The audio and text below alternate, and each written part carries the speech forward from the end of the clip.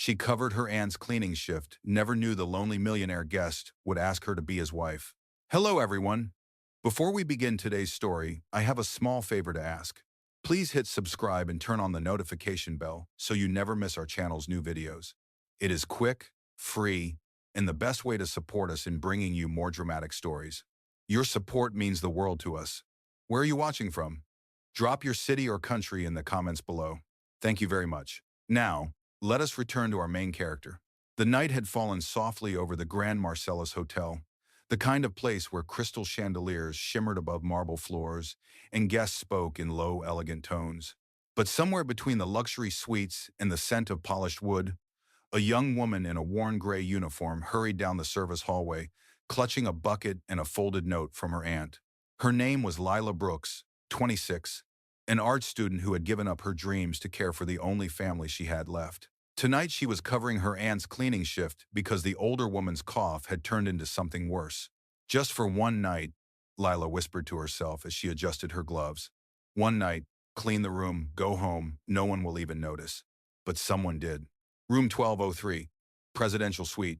The name on the service list, Ethan Hale. She had no idea he was the youngest real estate mogul in the city, a man whose face had graced business magazines, yet whose personal life was a fortress of silence. All she knew was that she had to hurry. The door clicked open under her passkey. The suite was dim, quiet, except for the low hum of jazz coming from a sleek speaker. The air smelled faintly of cedar and scotch.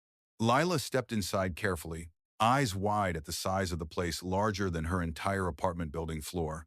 She bent down to pick up a champagne glass left on the coffee table, but her elbow brushed against a stack of papers. The sound of shattering glass followed. She froze. Ink bled across the top page of a thick contract marked Hale Enterprises, board agreement. Oh, no, no, no, she whispered, reaching for a towel. A man's voice spoke behind her, deep, calm, but sharp enough to still her breath. Do you always break into people's rooms at midnight, or is this a special occasion? Lila spun around. A tall figure stood in the doorway, black suit jacket unbuttoned, sleeves rolled up, tie undone. His eyes, steel gray under the warm light, studied her not with anger, but with quiet curiosity. I am so sorry, sir. I was just covering for my aunt. She got sick. I did not mean to. To ruin a contract worth $8 million? He asked mildly, then sighed. Well, that depends on how good you are at cleaning up messes. Lila's face turned crimson. Please, I can pay for the papers. He let out a low chuckle. Relax, it is fine. Just tell me your name. Lila, she said softly. Lila, he repeated, like testing the sound of it. I am Ethan. He stepped closer, his gaze lingering not on her uniform, but on the honesty in her eyes. You are not supposed to be here tonight, are you?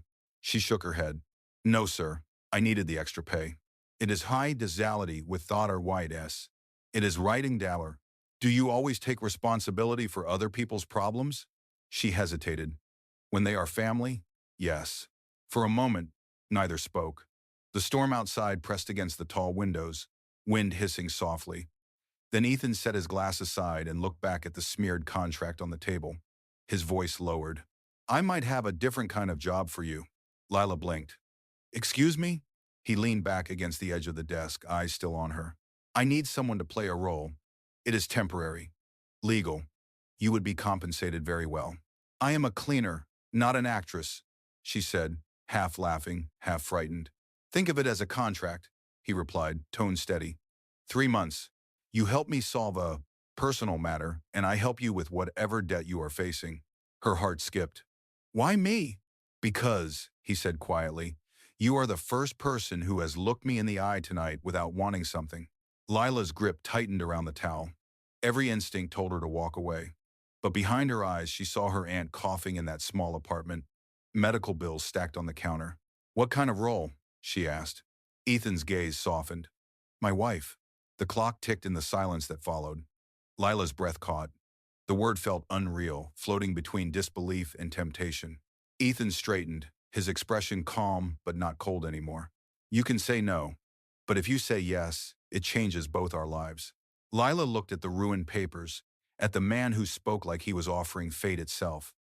Somewhere deep inside, a small voice whispered that this was madness, And yet maybe madness was the only door left open. That night, in a hotel built for millionaires, a cleaner signed her name on a story she never saw coming.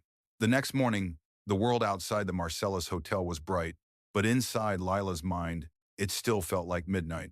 She had barely slept. The memory of Ethan Hale's calm voice echoed through her head. Think of it as a contract.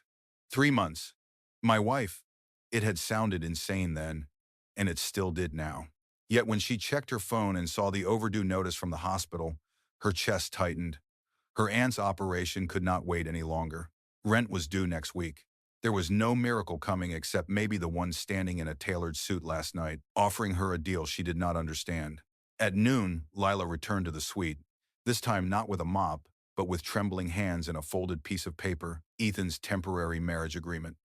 He stood by the window, his back straight, his eyes fixed on the city skyline.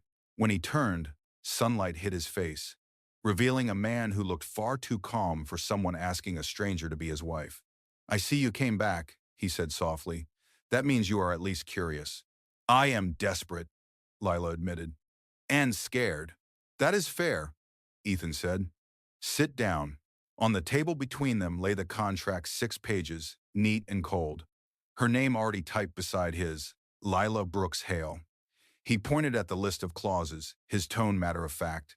It is a legal marriage, recognized by the state.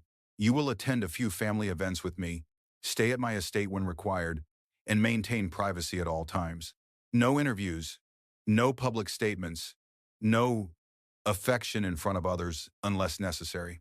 She read the last line aloud, voice barely above a whisper. The arrangement will terminate after 90 days unless renewed by mutual consent. Exactly. He paused. There is no trap, Lila. I just need a companion for a short period. My father's will requires I be married to secure the company's transition. It is business, nothing more. She studied his face, searching for cruelty or mockery. There was none. Only a quiet sadness that made him look older than he was.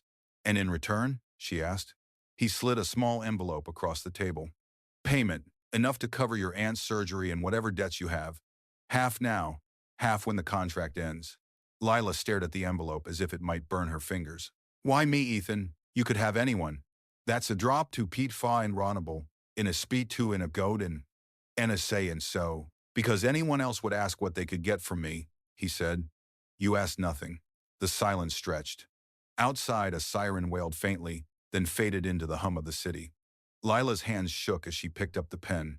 Her aunt's face, pale and tired, flashed in her mind. She thought of the tiny apartment, the eviction notice on the door, the unpaid bills on the counter. She took a deep breath. I will do it, she said. Ethan nodded slowly, his jaw tightening just for a second before relaxing. Then we have an agreement. He extended his hand. She hesitated before shaking it. His grip was firm, warm, almost grounding. From this moment, he said, you are Mrs. Hale. Do not worry, I will handle the rest. Lila's voice trembled. And when the 90 days end, his expression softened just a little. Then we both go back to who we were. But even as he said it, there was something in his eyes, a flicker of doubt, a hint that maybe neither of them truly believed it. That evening, Lila stood before a mirror in a borrowed white dress while a hotel manager served as witness. No guests, no music, only the sound of rain tapping against the window. Ethan slipped a simple gold ring onto her finger, his tone even as he said the words, for now and until our agreement ends. She whispered back, I do. Last is Brengraner Chept.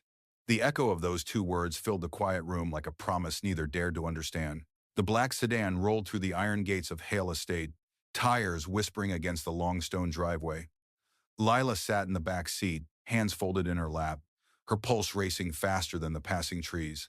The mansion appeared like something from another world, grand, timeless, intimidating. It rose above the hills outside the city, its windows glowing faintly in the afternoon Sunday. She had never seen anything so beautiful, or so lonely. Ethan waited at the entrance, speaking quietly to a man in a tailored gray suit. When Lila stepped out, the wind lifted her hair and the scent of rain lingered in the air. He turned, his expression unreadable, and for a moment she felt like an imposter walking into someone else's dream. Welcome home, Ethan said, his voice calm but distant. The staff has been informed. You will have your own room in the East Wing. My attorney will finalize the paperwork tomorrow. Home. The word echoed strangely in her mind. The foyer gleamed with marble floors, portraits of ancestors, and a staircase that looked like it led to another life. A housekeeper named Clara showed her around, pointing out the dining room, the garden, and the private study Ethan rarely let anyone enter. Lila nodded politely, barely absorbing any of it. Everything felt too polished, too quiet, like a museum of someone else's memories. When Clara left, Lila stood in the hall, staring at her reflection in the tall mirror. The woman looking back at her wore a cream dress, gold ring on her finger, and a nervous smile that did not reach her eyes. She whispered to herself, 3 months, Lila. Just 3 months. Later that evening, Ethan joined her for dinner at the long mahogany table. The meal was perfect grilled salmon, roasted vegetables, soft piano music in the background. Yet the air felt heavy, as if every word was being measured. I hope you find the place comfortable, Ethan said, cutting into his food without looking up. It is beautiful, Lila answered softly. Almost too beautiful. He glanced at her, faint amusement crossing his face. You do not have to pretend to like it. I am not pretending, she said. It is just different from everything I have known. Different, he repeated. That is one way to put it. Silence filled the space between them. Lila wanted to ask about his family, his late father, the company, but something in his posture warned her not to. Instead, she focused on the tiny silver key resting near his plate. He noticed her glance and pushed it toward her. This is for the art room, he said. It belonged to my mother. She used to paint when she was alive. Maybe you will like it. Her eyes widened. You have an art room? He nodded once. I have not been inside since she passed, but I suppose it deserves some light again. The gift felt strangely personal, as if he had handed her a piece of his guarded heart. She wanted to thank him, but the words tangled in her throat. After dinner, Lila wandered down the corridor until she found the door with the small brass lock. The room smelled faintly of turpentine and dust. Canvases leaned against the wall, brushes frozen mid-stroke on forgotten paintings.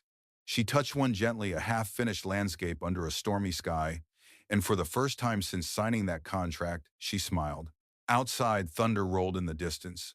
From his study upstairs, Ethan stood at the window, watching her silhouette in the art room below. For a man who claimed this was only business, he was spending far too much time wondering what she might be thinking. Downstairs, Lila dipped a brush into faded paint and whispered to herself, maybe this house does not have to feel so empty. Neither of them knew it yet, but that night was the first quiet shift from a contract written in ink to a story written in feeling. The days that followed moved like scenes from a dream Lila was not sure she belonged in.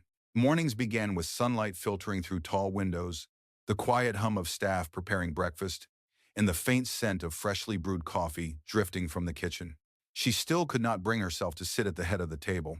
That place belonged to Ethan, though he rarely lingered long enough to finish his meal. Every day, he left for meetings downtown, his driver waiting precisely at 7. Every evening, he returned just after dusk, tie loosened, shoulders heavy, the calm mask of a man carrying an empire on his back. They spoke politely, cautiously, as if one wrong word could break the fragile peace that held their arrangement together. But something had begun to change. One afternoon, while dusting near the staircase, Lila overheard two housekeepers whispering. He has not smiled in years, one said. Not since his mother passed. The other sighed. Maybe this young wife will bring the light back. Lila's heart fluttered, half from embarrassment, half from something she could not name. That evening, Ethan found her in the art room again.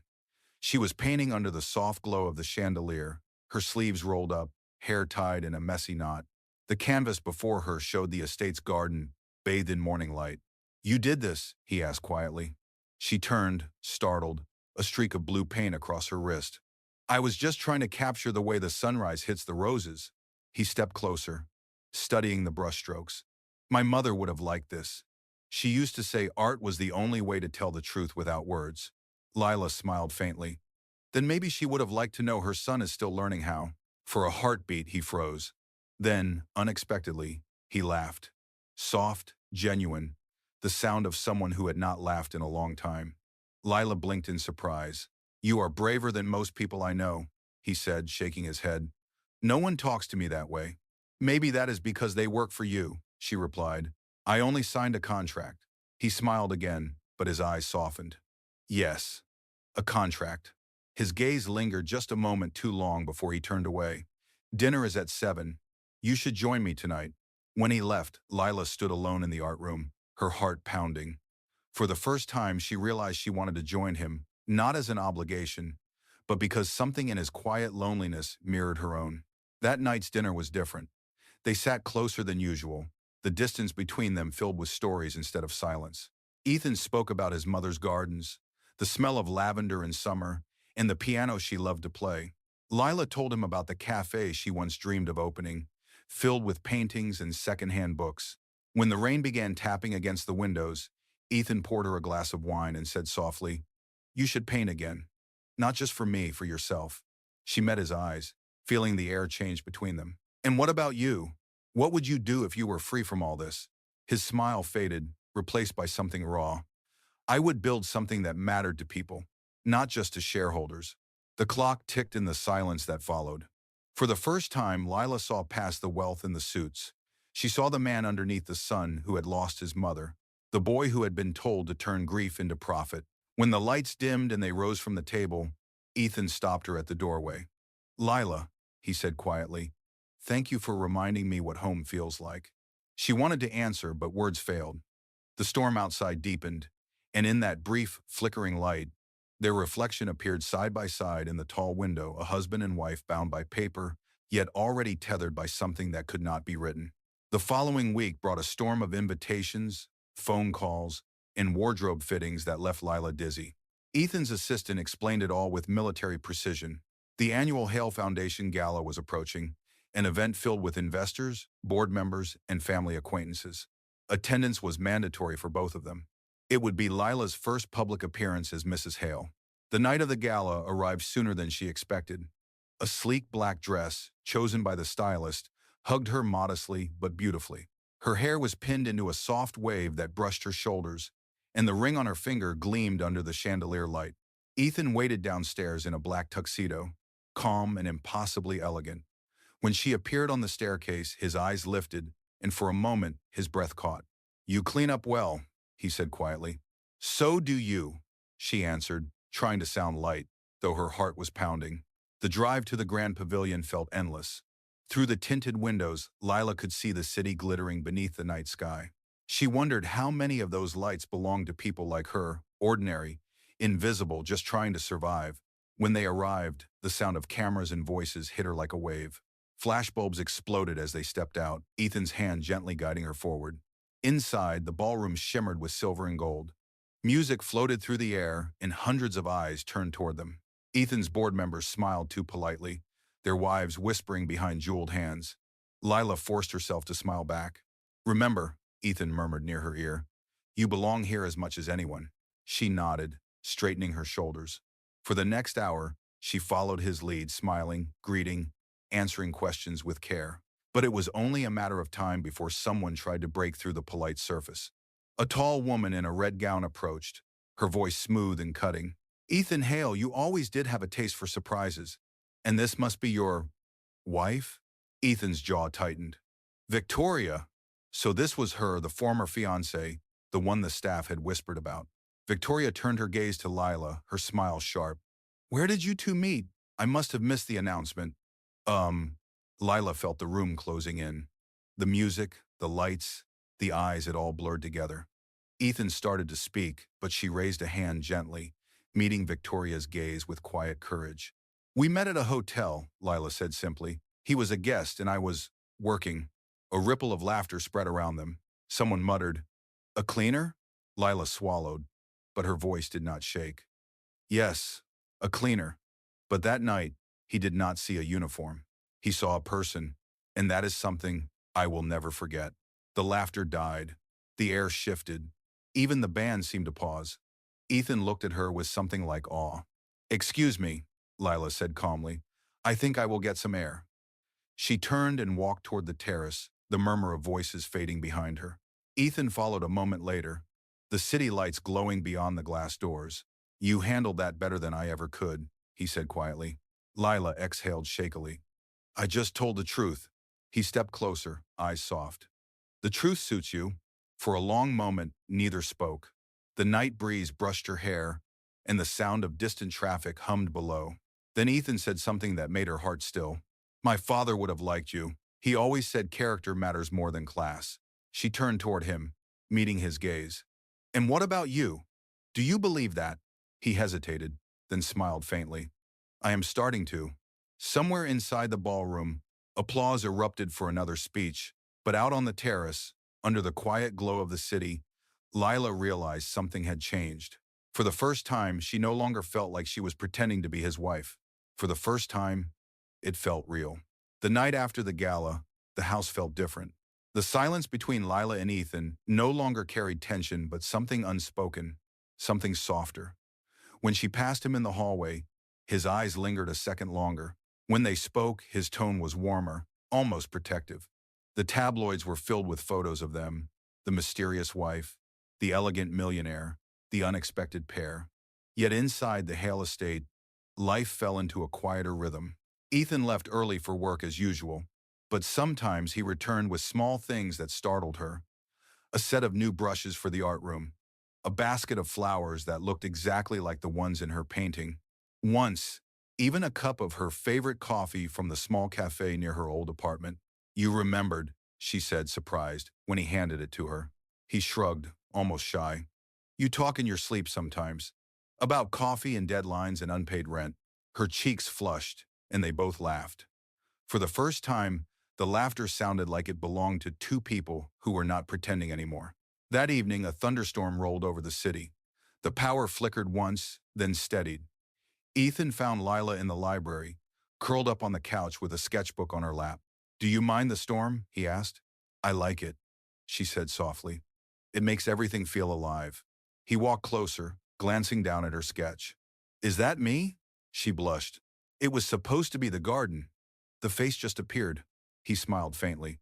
"Then I suppose I owe the garden an apology." Lila laughed, and the sound made his chest tighten in a way he had not felt in years. He sat beside her, the distance between them barely a breath. Outside, rain traced silver lines across the tall windows. "You never talk about your father," she said after a long pause. Ethan leaned back, his eyes on the storm. "Because there is not much to say. He believed in success more than he believed in people. When he died, he left me everything: money, companies, expectations, but not peace." Lila listened, her heart aching. "And your mother?" "She was different. She painted. She loved people who had nothing to give her. I think she would have liked you." The air thickened between them. Lila closed her sketchbook and whispered, "You do not have to be your father, Ethan." He turned to her, something breaking behind his composed expression. "And what if I do not know who I am without him?" She looked at him, eyes steady. "Then maybe you just found someone willing to help you remember." For a long moment, the only sound was the rain. Then Ethan reached out, brushing a loose strand of hair from her face. His touch was hesitant but real, as if he was crossing an invisible line neither of them had meant to draw. "Lila," he said quietly, "this was never supposed to feel like this." She held his gaze, her heart pounding. "I know," but neither moved away. The storm outside roared, and lightning illuminated their faces, two people bound by an agreement that had begun to crumble under the weight of something stronger. When the thunder softened, Ethan stood and took a slow breath. "Tomorrow," he said, his voice low, "there is a board meeting. Some will question you. Do not let them make you feel small." Lila nodded, her voice steady despite the trembling inside her. "I will not." He gave her a long look, one that held gratitude, apology, and something like longing. Then he turned and walked toward the door, pausing only once to say, "Good night, Mrs. Hale." Her lips curved into a faint smile. "Good night, Ethan." When the door closed, Lila pressed her hand to her chest, feeling the echo of his presence. The storm faded into a steady drizzle, but inside her heart, something new had just begun, something that no contract could contain. The next morning began too quietly. The air inside Hale Enterprises felt sharper than usual, filled with the sound of expensive shoes on marble and hushed voices echoing across the executive floor. Lila had agreed to accompany Ethan to the board meeting, though she could feel her stomach twist every time she imagined the eyes that would be on her. When they stepped into the glass-walled conference room, the murmuring stopped. 12 board members turned to stare at her, some polite, some openly skeptical. Victoria was there too, sitting near the end of the table, Her red lips curved in the kind of smile that held no warmth. Ethan guided Lila to a seat beside him. "You do not have to say anything," he whispered. "Just sit and listen." The meeting began with charts, numbers, and quarterly reports that meant little to her. But it did not take long before the discussion turned personal. One of the older board members cleared his throat. "Mr. Hale, we have received some concerning messages from investors regarding your recent marriage. The press coverage has not been kind.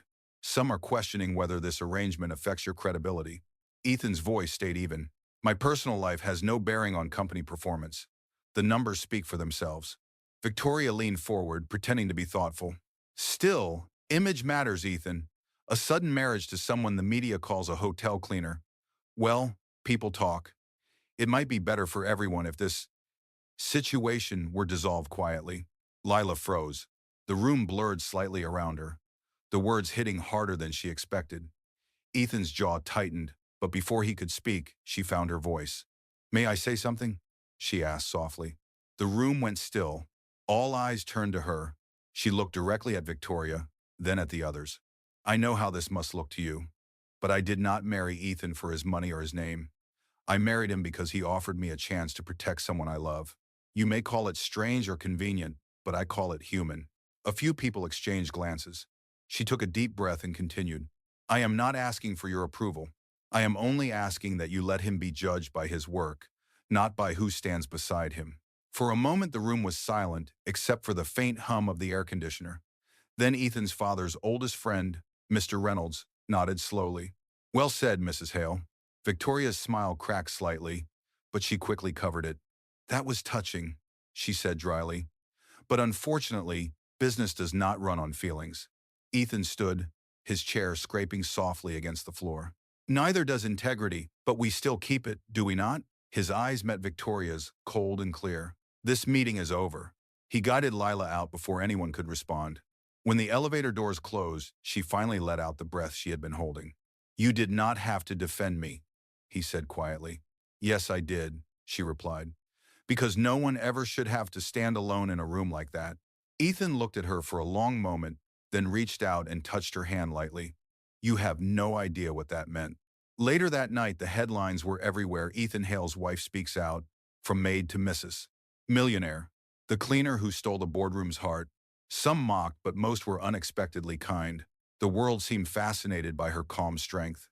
Back at the estate, Lila stood by the balcony, watching the city lights flicker in the distance. Ethan joined her, his expression unreadable. "They will not stop talking," he said. "Then let them talk," she whispered. "We know the truth." He turned to her, his gaze softer than she had ever seen it.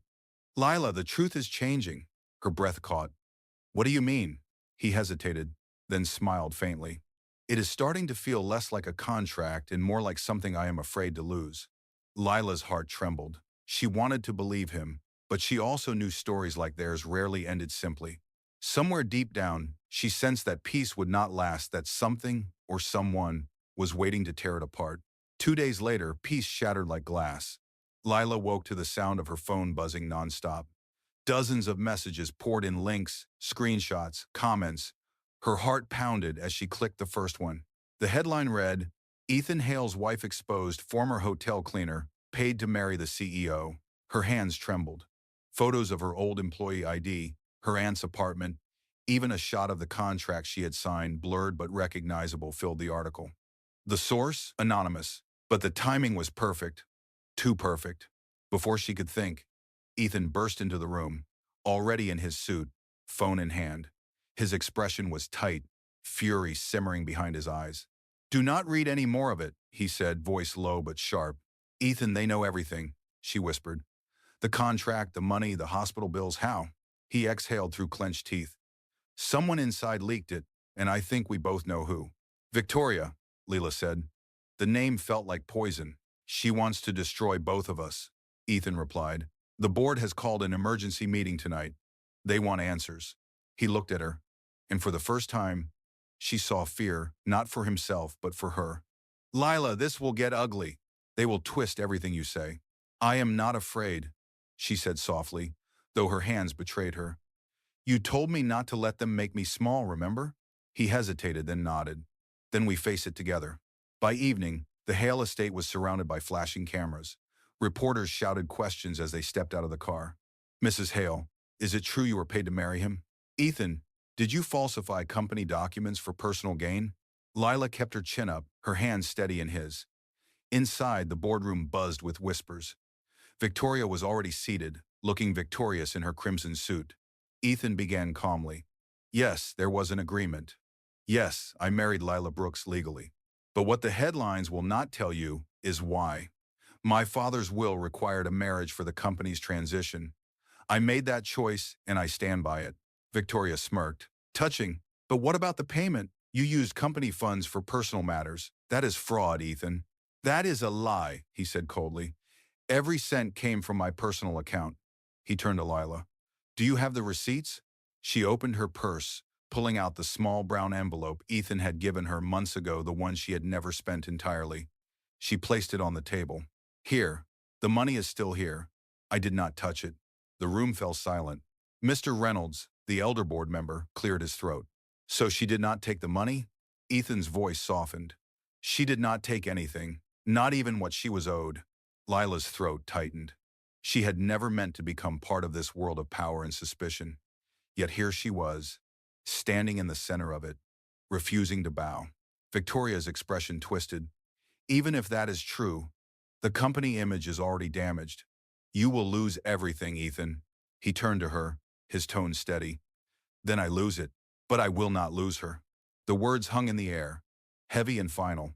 Cameras clicked. Someone gasped. Lila's eyes widened. Ethan? He looked at her, and for the first time, the walls around him were gone. It started as a contract, he said softly, but somewhere along the way, I stopped pretending. Victoria rose abruptly, fury flashing in her eyes, but the board members ignored her. One by one, they began to speak not about scandal, but about integrity. When the meeting ended, the press outside was still waiting. Ethan took Lila's hand again, his voice calm as he faced the sea of microphones. You want the truth? He said. The truth is, I fell in love with the woman you all called a cleaner, and she made me a better man. The crowd erupted with questions, cameras flashing like lightning, but Ethan only smiled faintly. That is all you need to know. Was erupted to stay to. He turned to Lila and whispered, let us go home. And for the first time, she realized that home was not the mansion, or the title, or the name. It was the space beside him where truth finally outshined every lie. Weeks passed, and the noise slowly faded. The tabloids moved on to newer scandals. The investors calmed, and the board, after seeing Ethan's unwavering stand, voted to keep him as CEO. The damage that had once seemed irreversible began to heal. But inside the Hale estate, something had quietly transformed. Ethan no longer hid behind his work. The long hours at the office were replaced with long walks through the garden. He laughed more. He listened more. And Lila, no longer a guest in her own life, painted again, filling the once empty art room with color and light. One afternoon, she was sketching by the window when Ethan stepped in, carrying 2 cups of coffee. He set one beside her and smiled. You still take it the same way, he said. Some things never change, she replied, looking up at him. But some do. He leaned against the frame, watching her hands move across the page. The press is finally quiet, he said. We can breathe again. Lila nodded, her expression thoughtful. And the contract? It expires tomorrow. He hesitated, then reached into his jacket and pulled out the worn envelope that had once held her payment. He placed it on the table, unopened. It never mattered, he said quietly. I just wanted to make sure you were safe. She looked at the envelope, then at him. You already did. He smiled faintly, but there was something else in his eyes, a question, a hope. Lila, I have spent years building everything my father wanted, but it took losing all of it to understand what I really needed. He took a slow breath. The first day I met you, you spilled water on my contract. I thought it was a disaster.